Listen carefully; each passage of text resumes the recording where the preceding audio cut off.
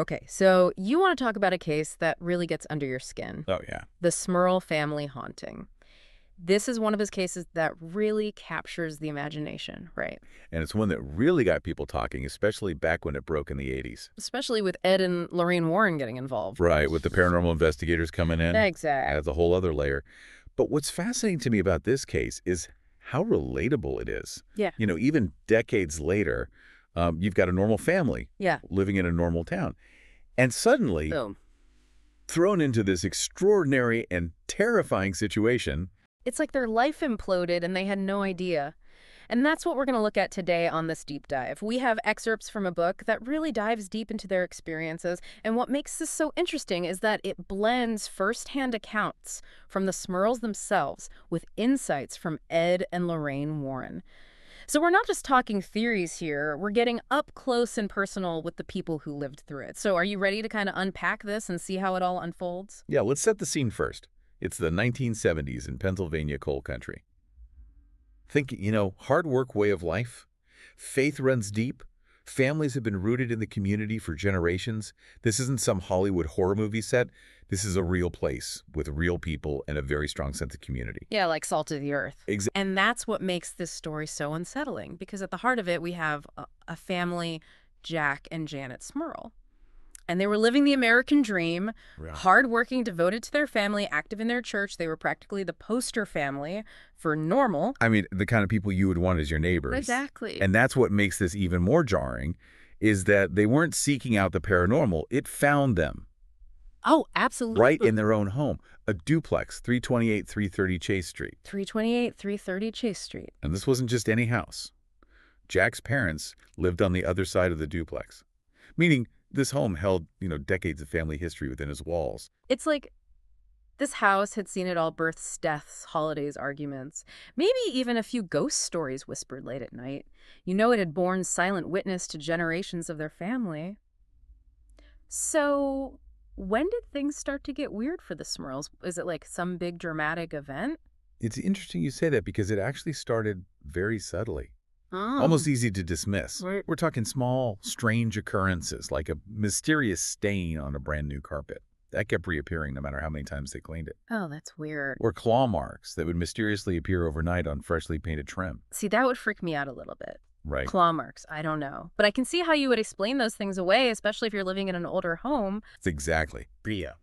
It's easy to dismiss these early events as just part of living in an old house. But when you think about it, these small, seemingly insignificant occurrences are like the cracks in the foundation. They set the stage, creating this subtle unease Yeah. that something isn't quite right. Right, like something's a bit off. Yeah, and for the Smurls, that unease escalated dramatically when their eldest daughter, Dawn, became the target of these strange happenings.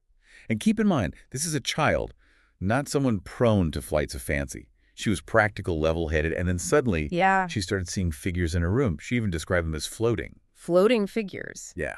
Can you imagine that? You're a kid. You think you're alone, and then you see something like that. Yeah, it's completely shatters your sense of peace. Right, that feeling of safety and security that you're supposed to feel in your own bedroom.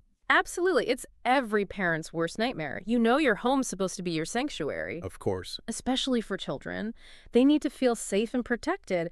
And when something like that happens, it's terrifying because it's no longer just an old house creaking. It's something targeting your child. Right. And sadly for the Smurls, it wasn't just Dawn experiencing these terrifying events. Things were ramping up for the entire family. Phantom toilet flushes radios suddenly blaring without being plugged in, and this constant feeling of being watched. This wasn't just a few isolated incidents. It was a daily barrage of unnerving events. Right, so they're dealing with these strange noises, unsettling events, but it still feels somewhat removed. Like things are happening around them, but not directly to them. Right, and that changed with Janet's first personal encounter. She was alone in the basement one day when she heard a voice call her name. Not a shout, but a whisper. Close enough to make her think someone was right there with her. Oh, no. Can you imagine that? You're alone in the basement and suddenly you hear your name whispered in the darkness.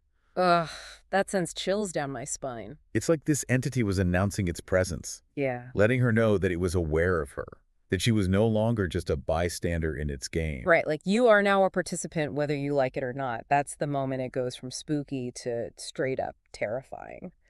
because you're no longer dealing with just something unknown. It's something that knows you. Exactly. And that sense of violation was further amplified when Janet had an experience that solidified this haunting as something truly sinister. She encountered a shadowy figure, a black form in her living room. Okay, wait a minute. A shadowy figure. Now we're getting into classic horror movie territory. But remember, this was the 1970s, long before everyone had access to the internet and endless paranormal shows. So back then, this wasn't exciting. It was terrifying because it was so unfamiliar. Absolutely. And what makes Janet's encounter even more chilling is that she wasn't the only one who saw this black form. No way. Mary Jack's mother saw the same figure on the other side of the duplex. Oh, no. Two people, two separate occasions, same chilling figure. This wasn't just someone's overactive imagination. This was something real, something unexplainable, and it was happening right there in their home. And that's where things start to get really interesting because how do you explain something like that? How do you rationalize away something that two people have witnessed with their own eyes? You're right. That is a really tough one to explain away. And for a family like the Smurls, who we've already established were very grounded in logic and faith, this had to be earth-shattering. Their whole world, their sense of normalcy was being turned upside down. So they've seen this shadowy figure, this black form, and there's no denying it anymore. Something is seriously wrong in their home. So what happens next? Do they try to fight back, or do they try to find some explanation, some way to understand what's happening to them? I think their initial reaction is completely understandable. Yeah. They tried to ignore it, to pretend it wasn't happening. Oh, absolutely. They told themselves it was just an old house settling, or maybe their imagination's running wild. But the entity, whatever it was, Yeah. it wasn't content with just lurking in the shadows. It's almost like the more they try to ignore it, the more brazen it becomes. Exactly. Like it was testing them, pushing them to see how much they would tolerate. Yeah, like how far can we push these people? Exactly. And as the haunting escalated, it took on a more menacing tone. Remember how Janet mentioned those sanctified objects and events seemed to anger it? Well, on the night of Shannon's confirmation, a light fixture inexplicably fell from the ceiling, injuring her. Oh gosh, so it's not just making noises or showing itself anymore, it's actually causing physical harm. That's terrifying, especially since it targeted a child. Was it threatened by the religious ceremony, or was it just lashing out? It's a chilling thought, isn't it? That this entity wasn't just mischievous or playful, but potentially malicious and dangerous. And for Janet, this incident was a turning point. She knew she couldn't just sit back and hope it would go away on its own. She had to do something to protect her family. Yeah, she had to take actions. So she starts reaching out to anyone who might have some answers, some explanation for what they were experiencing. Right. She contacted universities, researchers, anyone who might have dealt with anything remotely similar. Can you imagine how frustrating that must have been? You're living through this nightmare, but no one believes you, or they just dismiss it as nonsense. She was met with skepticism, ridicule, even accusations of making it all up. Ugh, that's so much worse. It's like their pleas for help were falling on deaf ears. And tragically, this is a common thread in many paranormal cases.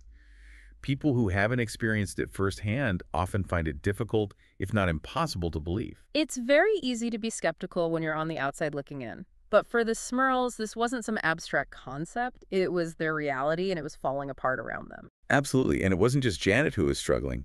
Jack, who'd always been the strong, stoic one, the protector of the family. He was also targeted by the entity. Oh, no. He went on a camping trip with the family hoping to get away, to find some respite from the constant fear and anxiety that had permeated their lives. Camping trip. You think that would be the perfect escape. Get back to nature. You know, leave your worries behind. But something tells me it didn't quite work out that way. No, it did not. While the rest of the family was out, Jack was alone in the camper, when he was suddenly levitated off the bed by an unseen force. Stop it. No way. Imagine that feeling of utter helplessness, of being completely at the mercy of something you can't see or understand. Oh my gosh, that's terrifying. This wasn't just, some strange noise or a fleeting shadow. This was a full-on physical assault by something unseen. It's like the entity was sending a message. Exactly. You can't escape me. I'm everywhere. And it wasn't just confined to the house or even to individual family members. Yeah. One night, when the Smurls were away, the entity went on a rampage in the empty house.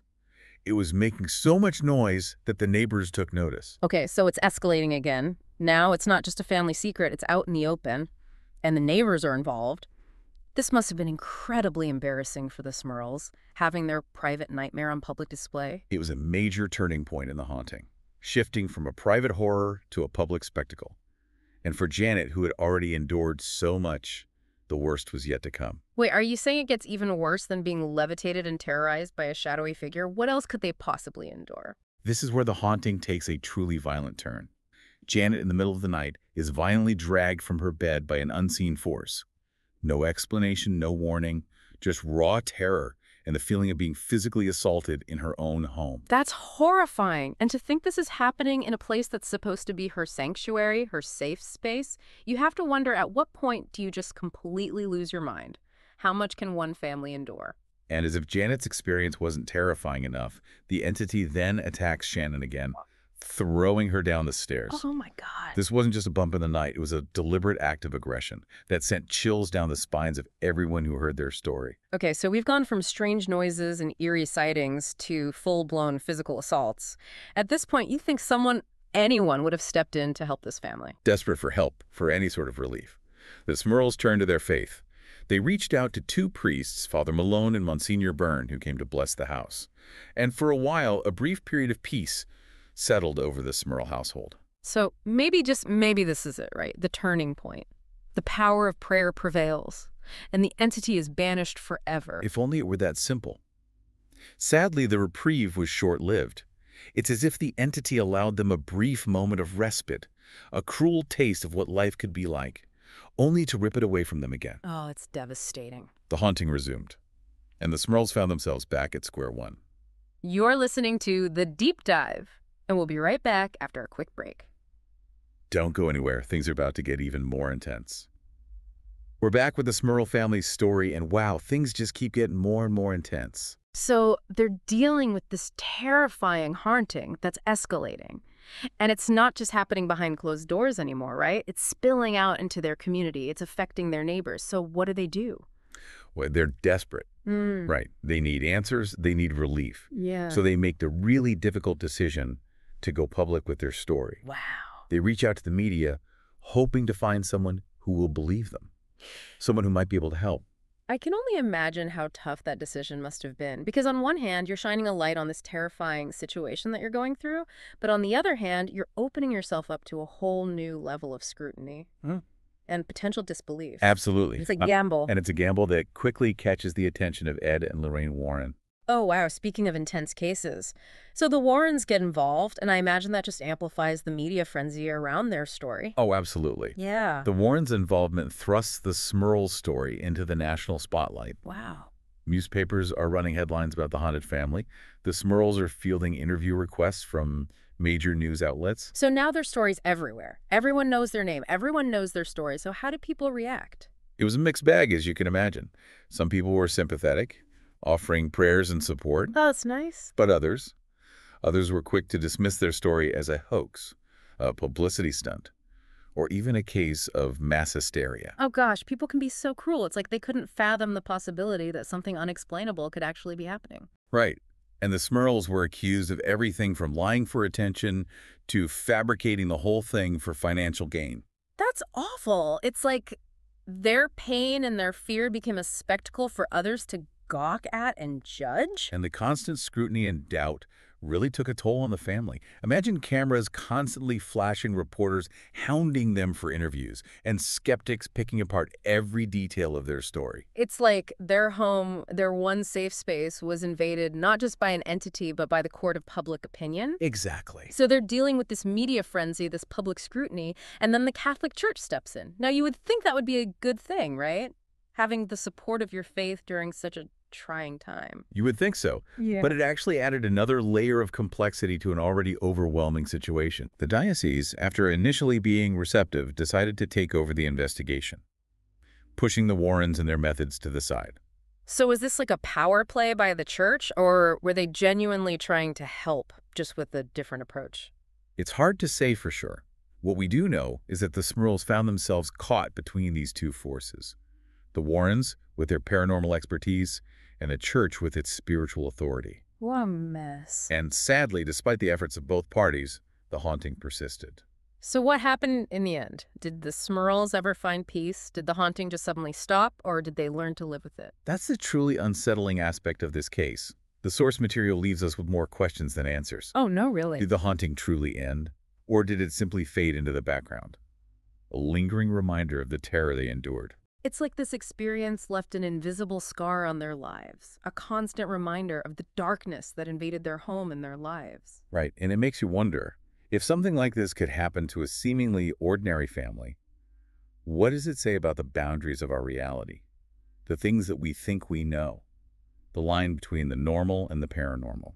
It's a question that continues to fascinate and terrify us, and it's a reminder that sometimes the most unsettling mysteries are those that remain unsolved. Well, that's all the time we have for today's deep dive, but trust me, this is one case that will stay with you long after the lights go out. Until next time, keep exploring the unexplained, and remember, sometimes the most unsettling truths are often hidden in plain sight.